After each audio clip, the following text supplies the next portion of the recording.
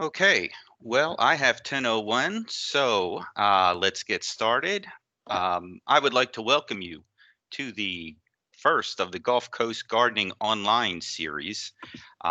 This is a great series that we're looking forward to because this is bringing together the knowledge and expertise of at least 12 horticulture agents and specialists from the Gulf Coast region. So, from Montgomery County down to Nueces and Port Aransas, and over to Fort Bend, and east over to the Beaumont area. So, um, we've got a lot of information that we will be able to disseminate to you over the next at least 3 months. So stay tuned. So, as you can see, for the month of June, my name's Paul Winsky. I am the horticulture agent here in Harris County.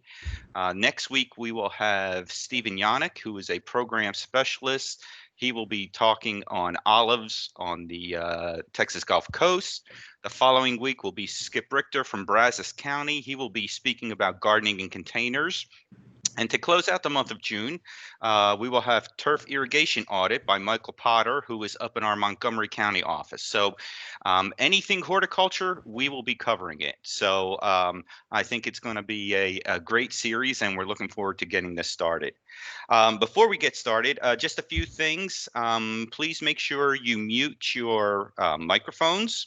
And if you don't mind, please also turn off the video off your video because this way everything will stream a lot easier. So if you have your video camera on, please turn it off.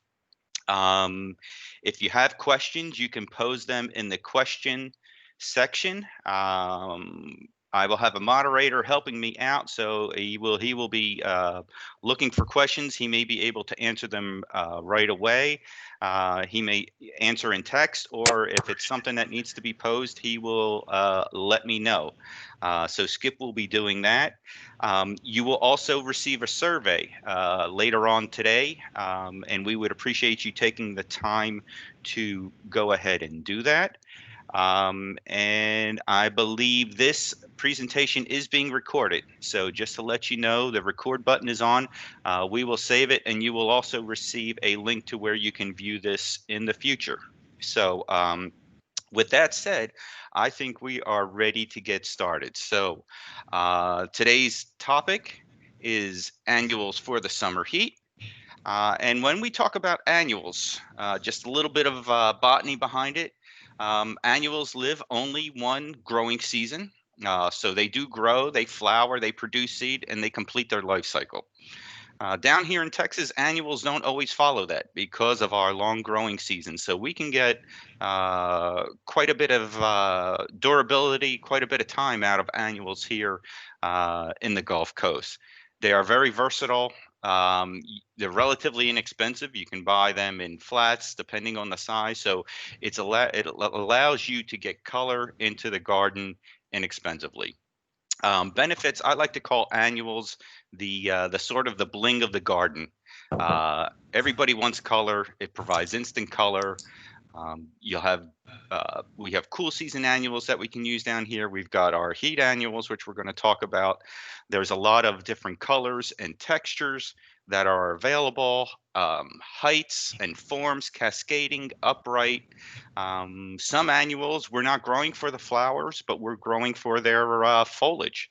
So that works out extremely well also.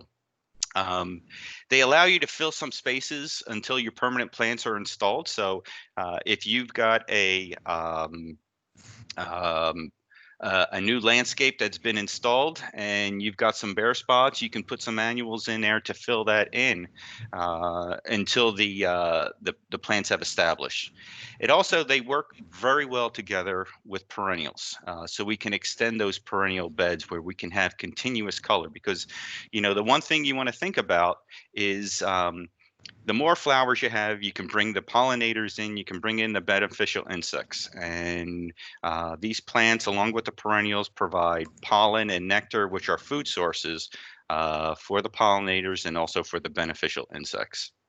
If you do bulbs, our cool season annuals you can plant over top, and then the bulbs can pop up through them, so you've got a nice look there. And then with their versatility, you can use them in planters, window boxes, hanging baskets, however you want to use them, combination planters. So overall, they work extremely well together, and give you a lot of opportunities and options. So um, before, let's see here. Here we go. I've got a quick question for you now. All right, we're going to use this poll everywhere. What is your favorite annual for the summer heat? We'll get your input. So if you've got your phone, text Paul Winsky 227 to 37607. It'll give you a message back saying you are in, and then type in the name of your favorite annual that you like for the summer heat. And the name will pop up. I'm not doing a word cloud. The name's going to pop up so we can have an idea of maybe what some of your favorite annuals are for the summer heat. So again, to text to 37607, and then in the text put Paul Winsky 227, and you'll get a confirmation. And then we should start to see some words pop up here. This does work because it is live. I tested it before. So let's give it a minute or two just to see how what you guys think are your favorite annuals for the summer heat.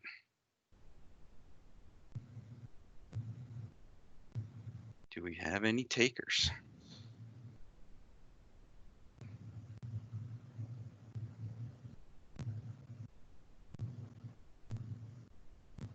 Here we go. Vinca. Awesome. Portulaca. Great.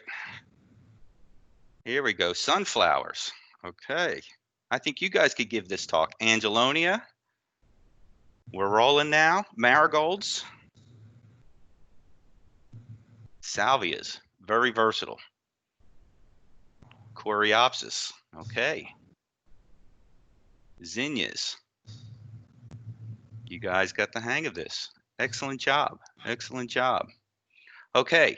So of all of those, Coreopsis is normally a perennial. But actually, I am going to touch on all the plants that you've got listed there except the Coreopsis. So great job. So thank you for that input and that feedback. So let me lock this here. And then let's move on. So our first plant, Angelonia. Okay. Often called the summer snapdragon. Very upright habit. These spikes can be anywhere from 10 to say 14 or 16 inches, depending on the variety. You can see the Texas Superstar logo up here. The Serena series is a Texas Superstar, and Texas Superstars are plants that have been tested throughout the state of Texas that perform well, and they really are can't miss plants to use in the garden. So Angelonia, there's a Serena series, there's a Serenita series. Here's the Serenita. In our display gardens that when we were at Bear Creek, this is a purple variety.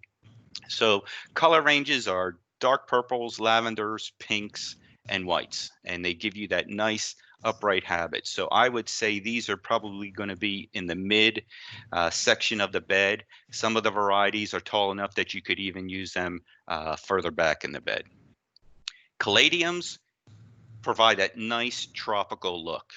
So we have the fancy leaf types, which prefer the shade. All right, the foliage is going to be a little bit larger, and the plants are going to be a bit taller.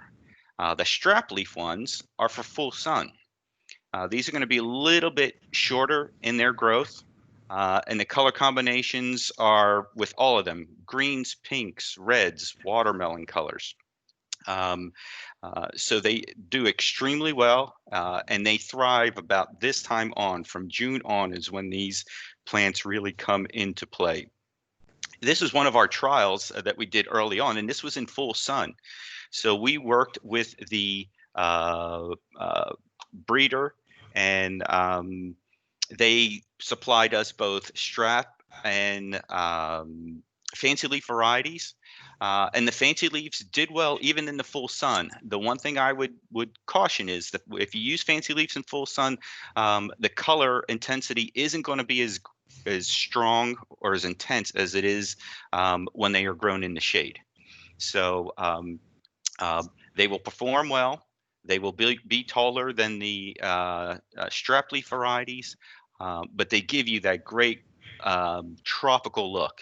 And as I mentioned earlier, it's not always about the flowers. The foliage can provide quite a bit of color, both in the shade and in the sun.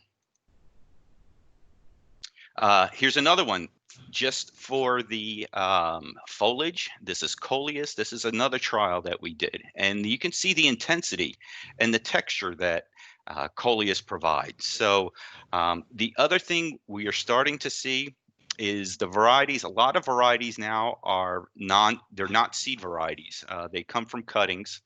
And so it allows them. They don't set flowers, which you don't have to go out and deadhead or remove. So they just stay in this vegetative state. Height on some of these varieties can get about 2.5 to 3 feet. Other varieties, you can have creeping or cascading forms. So coleus are just very versatile for both the sun and the shade.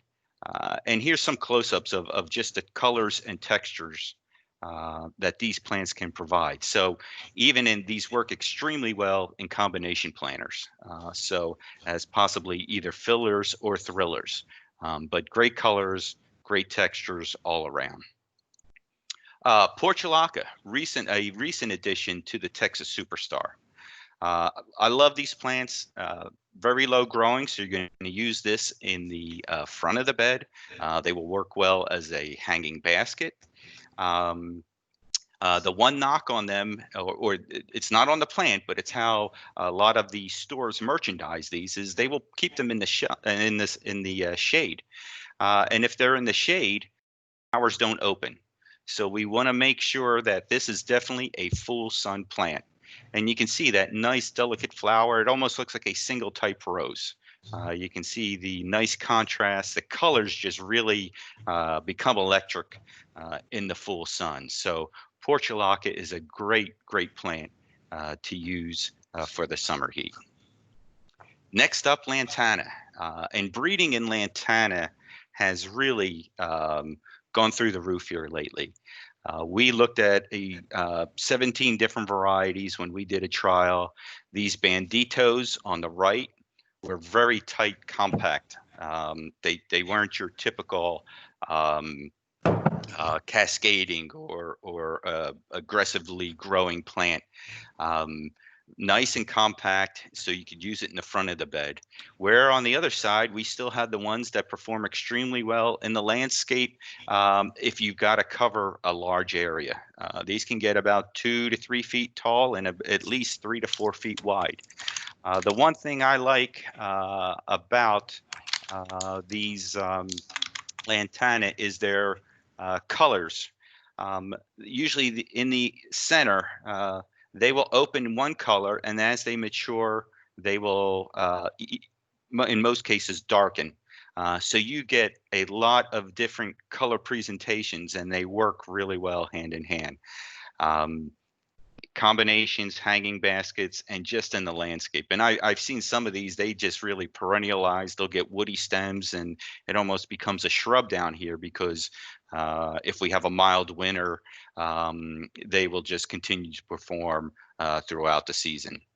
The one thing breeders are also doing is they're trying to get away from, they're trying to get more sterile flower production on these. So they don't set seed, so they will have continuous flower production. Marigolds, Tagetes erecta. So this is the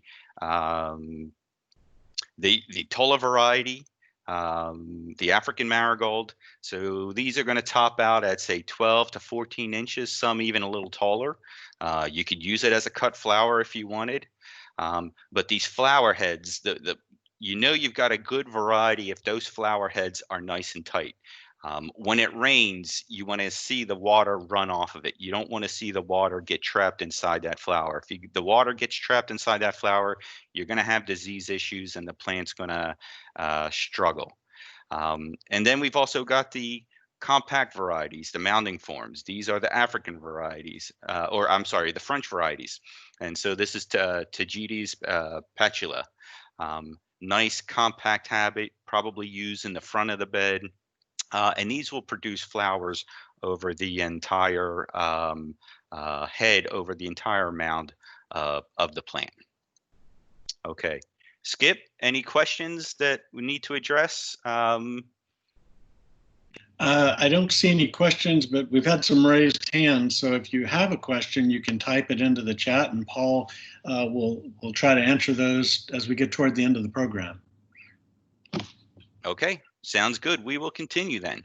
So pentas, again, another superstar recently this year.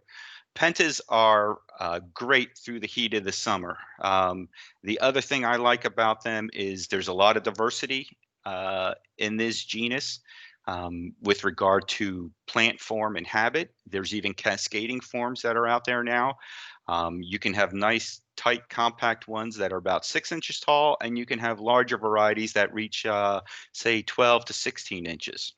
So colors, whites, pinks, lavenders, there's even bicolor varieties out there. The other thing that's great is these plants bring in the pollinators and they bring in the beneficial insects. So butterflies, moths, you name it, they are on these plants, making sure that, finding a food source, but they are continuous color throughout the entire summer season. So Penta's really good, strong plant to have in the landscape. Sunflower, okay, this was on the list too when we started out. You have your typical varieties. You've got dwarf ones with the large flowers. You can have 6 to 8 foot varieties also with the extremely 8 inches across flowers. The one I want to bring your attention to, though, there's a new variety out there called Sunfinity. And this is a ever blooming or nonstop blooming. The flowers are about, I'd say, 4 to 6 inches across. And this will continually put out new shoots and it will continually bloom. In the landscape, probably about 4 feet tall by 4 feet wide. So this is going to be a large annual as it gets established. But it's one that it gives you that sunflower look, but it's a completely different look and different habit for this sunflower. So this is one, if you see it, give it a shot because it is something new and different, and it's a interesting look for sunflowers in general. Gomphrena, also a Texas superstar. So you can see it's a trend here. A lot of these plants, if they're going to hold up in the heat, they're going to make it into the Texas Superstar program. And these are they're unique. They sort of got this little satellite-looking flower. If you've ever touched them, they're dry, it feels like they're dried already, like a bracteantha. But they just bloom nonstop. Color range can be fuchsia, white, purples, pinks, and I don't see these being planted in large drifts, but this image gives you a good idea of how they would be used. Just the way they pop up throughout the bed. It adds some nice texture. It adds some nice color. It adds depth to the landscape. So I would not see these being planted in mass, but in pockets, and just let them sort of pop up and ramble through the bed or through the landscape. So that is Gomphrena. Zinnias, Texas Superstar, the Zaharas were on that list. I love these because they're nice and compact. You don't have to deadhead them. So as the new growth comes up, the old flower sort of dies off. So these plants, we use the term they bury their dead. The older flowers are down in there, the new flowers come up, and it's just a continuous bloom. So they do extremely well. Colors are, the color range is out there from whites to pinks to reds. But then you've also got singles and doubles. So you can have a different look, different texture with that flower production. Vinca, the one I would always recommend is the Cora series, and the Cora series is a Texas superstar. Why that is the Coras are bred for resistance to aerial Phytophthora, which was always an issue when, especially down here with our humidity and our heavy rains, our large volumes of rain we can have. They would get that aerial Phytophthora and just melt away. They would die off.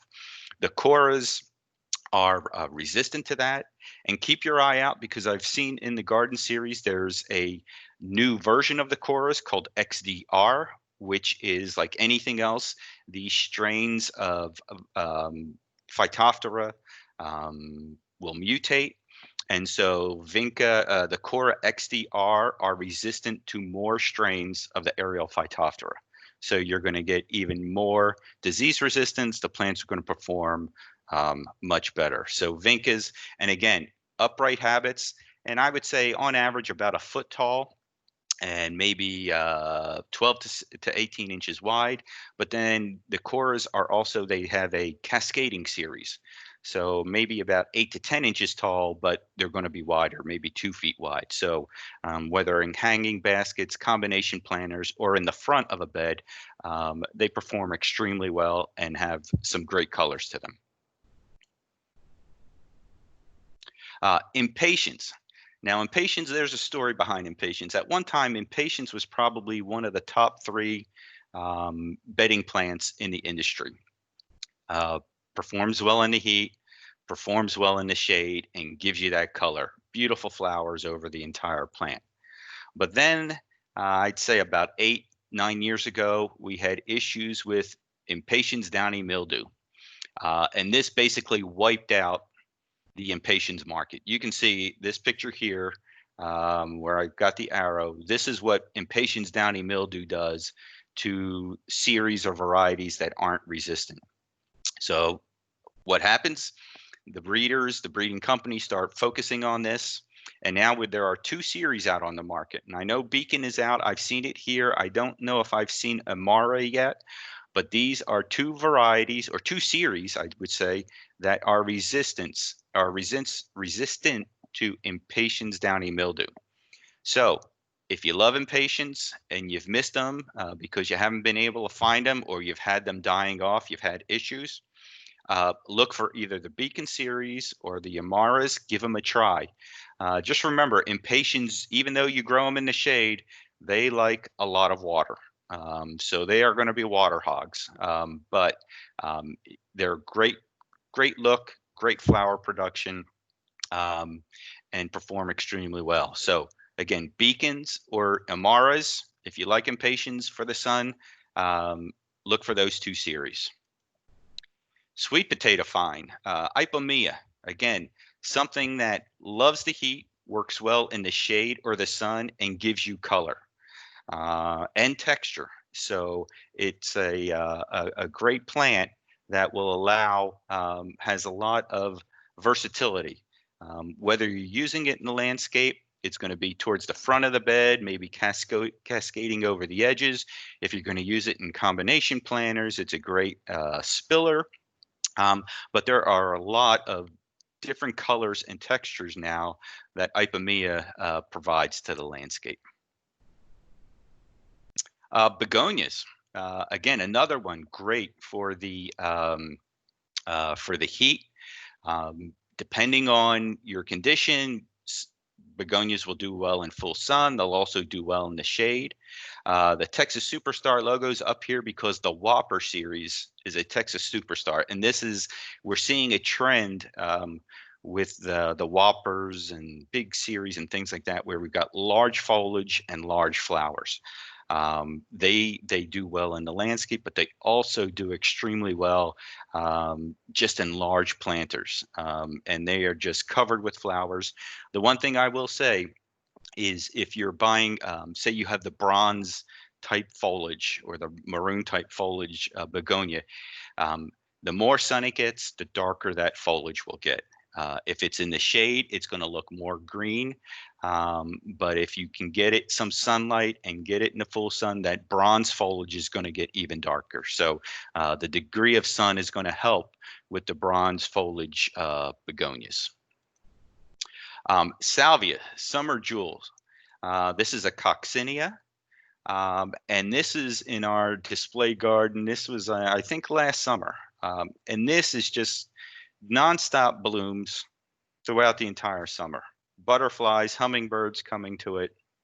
The great thing about this is the white, but the breeder, they've got a red, they've got a pink, and now they also have a lavender.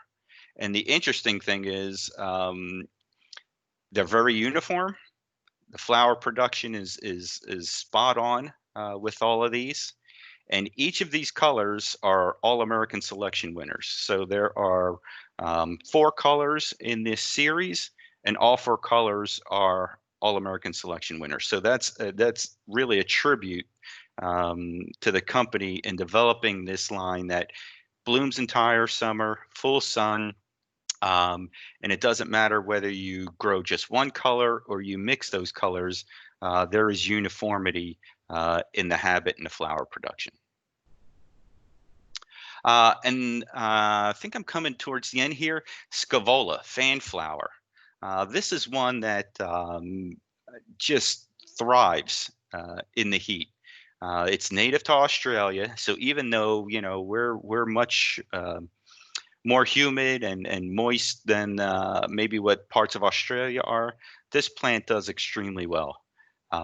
Has an upright habit, more and also more of a cascading, so it's going to spread wider than it is taller. Does extremely well in hanging baskets.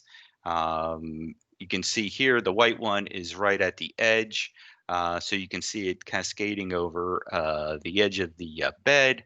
And then we also have pinks, and that fan flower name comes from the way that flower looks. It's sort of as a open fan semicircle with the petals coming off. So Scaevola, if you have not used it, give it a try, because I think you'll be really surprised at how well it holds up in the heat of the summer. All right. So with that, I think we're right on time, looking good. So any questions or comments?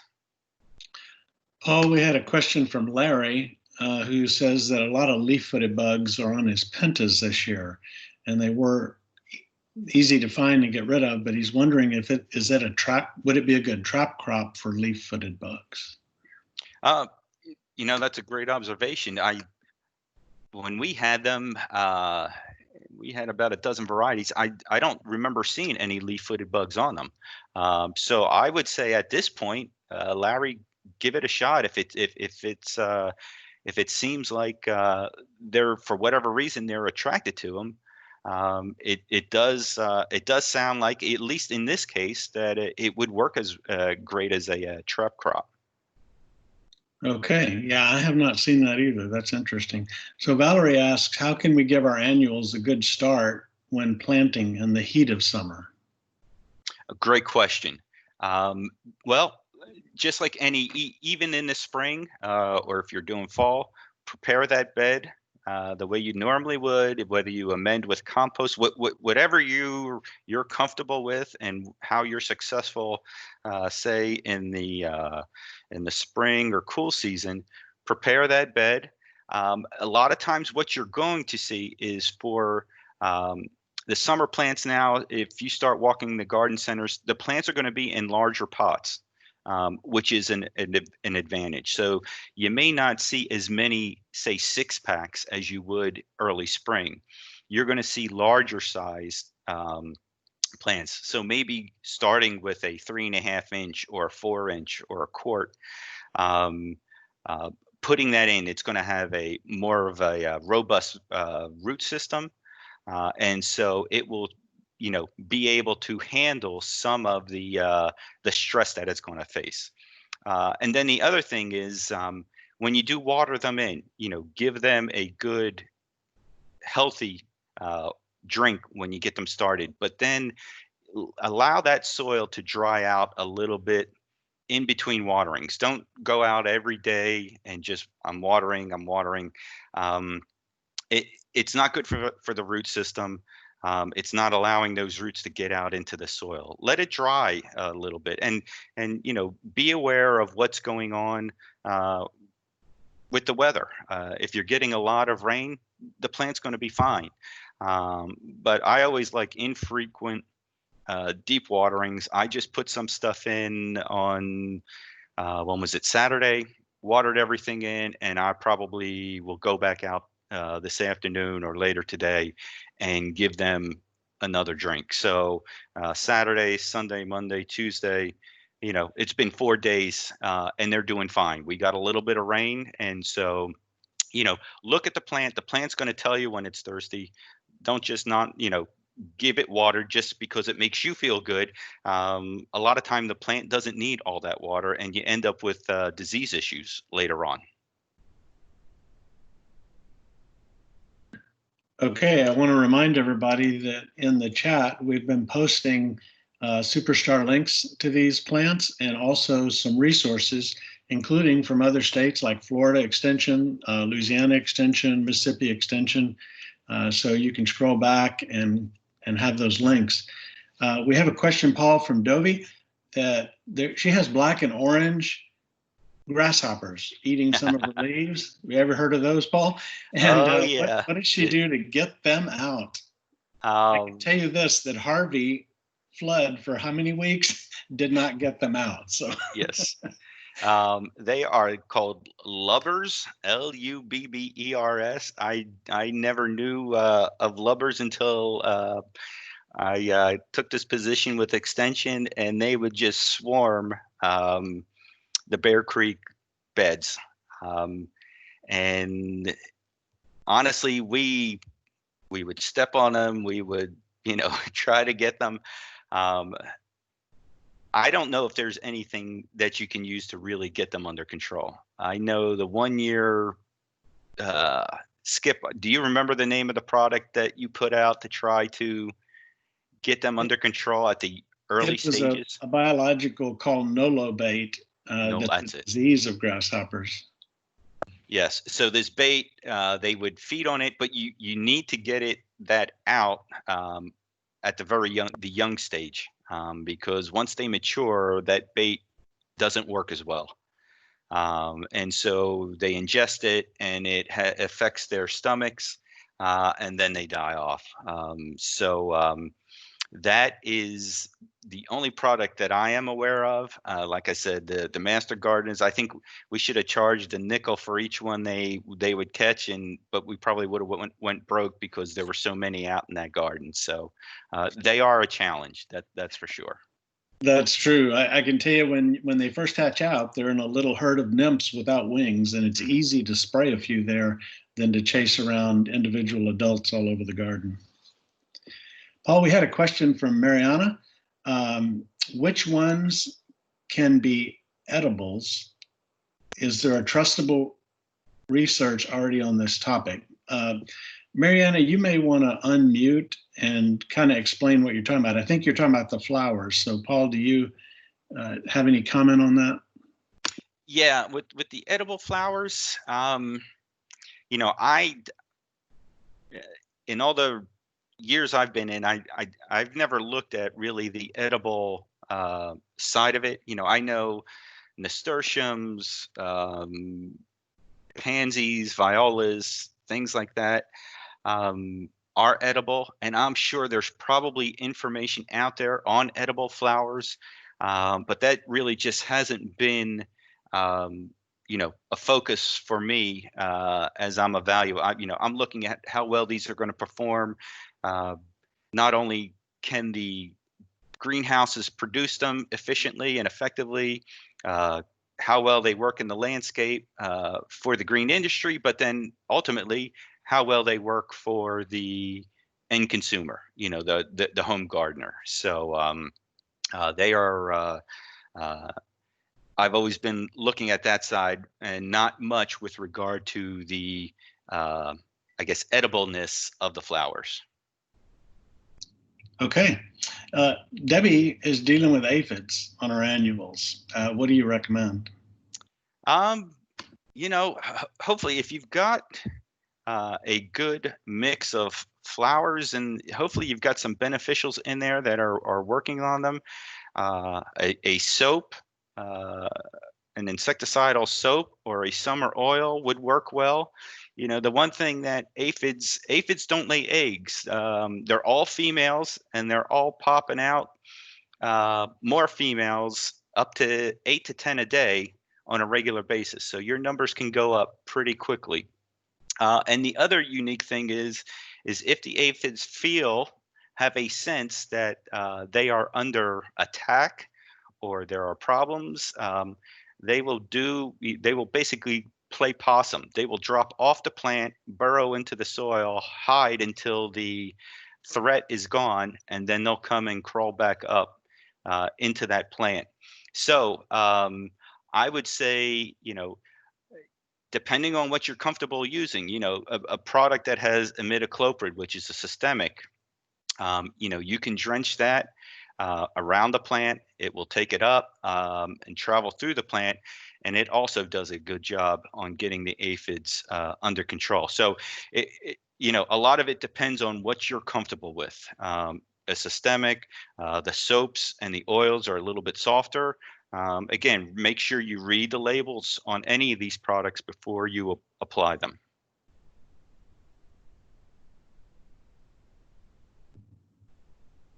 Okay, I'm not seeing any additional questions. If you have any, this is your chance to ask.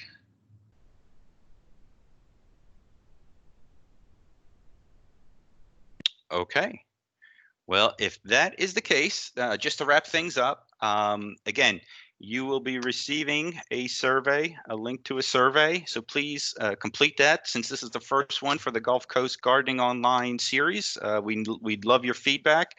And hopefully you can still see my screen. Next up, next week, at 10 a.m., we're going to be talking about olives. So Stephen Yannick, our program specialist, will be bringing that information to you. So again, thank you for joining us, and you guys have a good rest of the week, and come back next week for our next talk. So have a great day.